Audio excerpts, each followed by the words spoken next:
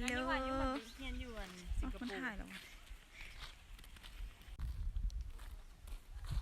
ฮิโยฮิโยวันนี้เฮาสิไปสวนวันนี้เฮาสิไปสวนพร้อมด้วยน้องไปใส่เลยน้องกันเลยน้องกายตุ๊กตาเด็กกระสือพร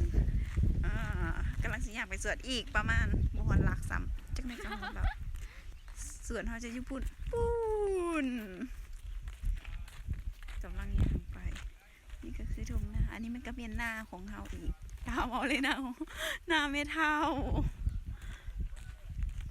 ชื่ออะไรก็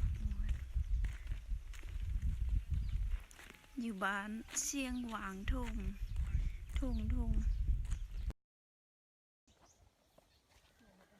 ณตอนนี้ ก็ฮอดแล้วฮอดนาเฮาแล้วอันนี้ก็จะเป็นงัวน้องงัวจ๋าแม่นล่ะโหแต่ว่าเมาอันนี้คือรถเล็กสันเชียงนาน้อยสวนเข้าทางใดเนี่ยบ่คือปลูกเพียงเนี่ยไม่ได้ปลูกมังโมบ่ง้อมันดีนะมันตายปีหน้ามันสาวตัวมาคือทะเลลงให้ลุ่มลงปลูกหน่อยเดียวนึงเนาะบ่คือ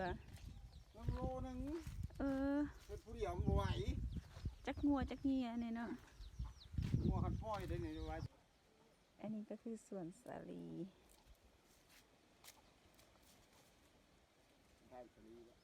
แม่นจักทิศแล้วเนี่ยหาได้เดือนนึงทำมาสาวตัวมอดเลย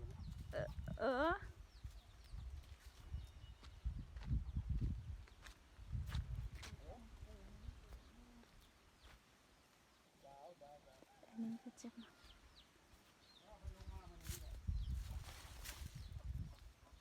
จ้ะฟักทองกับมันอย่างวะมึงน้ำ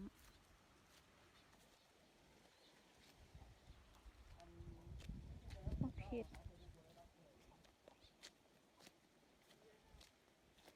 ลีเห็นอย่างตุ๊กตาไปอยากเข้ากล่องเหมาะ